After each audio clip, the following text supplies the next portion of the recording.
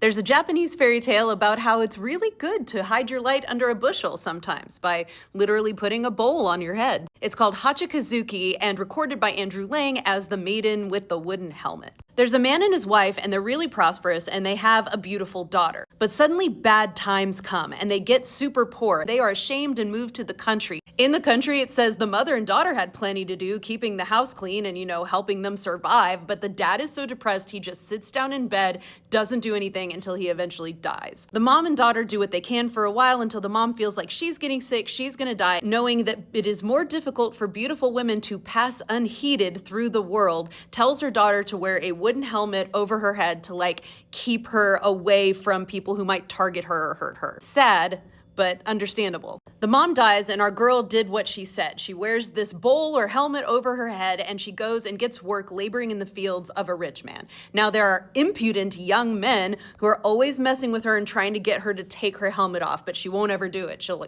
get him with a hoe. The master she works for notices her industry and what a good worker she is. And so he says, I'm gonna make it so you don't have to work in the fields anymore. You can come live in my house and your only job is to take care of my sick wife. And she's super happy about that. But then the master's son returns from his studies in Kyoto, and one day he sees our girl take off her helmet to wash her face, super falls in love with her because she's so pretty. He begs her to marry him, and at first she refuses. The story doesn't say why. It could be she's still holding on to her mother's, take care of yourself, don't trust men sort of advice. But then the mom comes to her in a dream and says, no, this is a good dude, you should marry him. And so she does. But she still won't take off the helmet because she can't let that go. And so the neighbors are all whispering, why does he want to marry this weird helmet girl? And she even wears it to the wedding ceremony. Again, everyone's weirded out, everyone's mocking her, but her man stands by her side. Then, after the ceremony, they're sitting and drinking their wine with everyone around, and as soon as they finish their cups, something magical happens. The helmet suddenly burst with a loud noise and fell to pieces in the ground, and the floor was suddenly covered with precious stones, like the wooden helmet turned into jewels. And it also exploded and exposed our beautiful girl's beautiful face, and everyone's like, oh, she was gorgeous the whole time. Then they lived happily ever after, had many children, and were famous throughout Japan for their goodness. There are cool ways to look at this story,